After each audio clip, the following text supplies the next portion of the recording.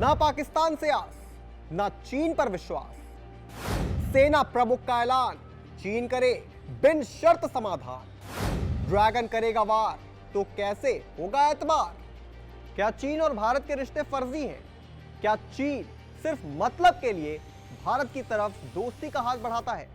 क्योंकि देखिए ना, कहते हैं ना कि भाई दोस्त का जो दुश्मन होता है वो तो हमारा भी दुश्मन होता है। फिर भैया पाकिस्तान चीन का दुश्मन क्यों नहीं है? ऐसे में सवाल खड़े होना तो लाजमी है।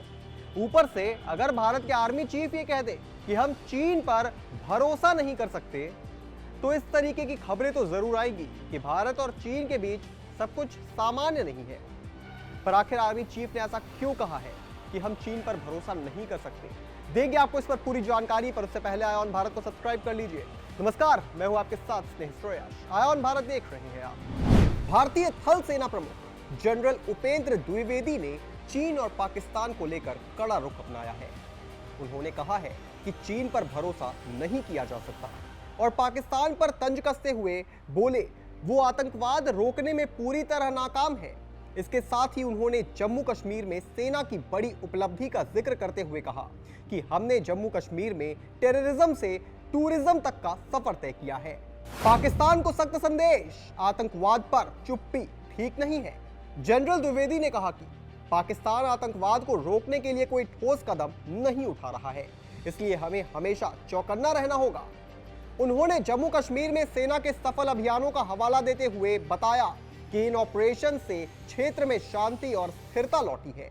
उन्होंने गर्व से कहा, पहले जहां आतंक का साया था वहां अब टूरिज्म फल फूल रहा है। ये बदलाव भारत की मजबूत रणनीति का प्रमाण है।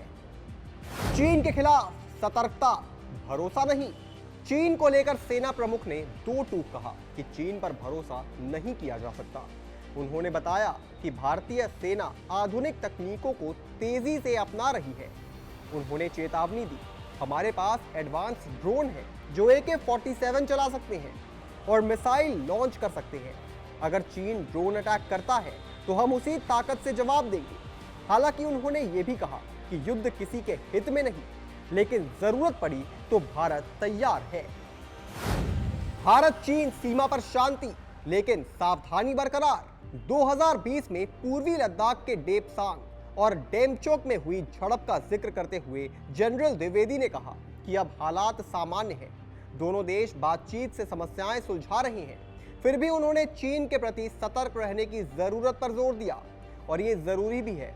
जिस तरीके से चीन विस्तारवाद को बढ़ावा देने के लिए अपना पाला किसी भी ओर पलट लेता है, ऐसे में भारत को सतर्क तो रहना ही है। साथ ही अपनी कूटनीति के जरिए पूरे विश्व से तालमेल बनाकर चीन का सामना करना है।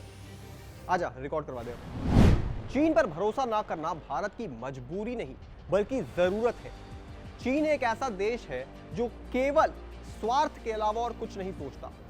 चीन को इस वक्त अमेरिका से अपनी लड़ाई लड़नी है, युद्ध नहीं, कूटनीतिक लड़ाई। इसलिए वो ये चाहता है कि भारत उसका साथ दे।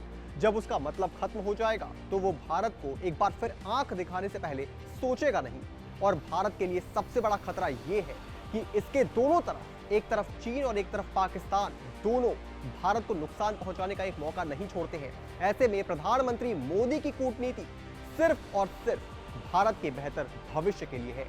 इस पूरी खबर पर आप क्या सोचते हैं दोस्तों? हमें कमेंट करके जरूर बताएं और भी तमाम बड़ी खबरों से जुड़े रहने के लिए आप देखते रहें आयोन भारत।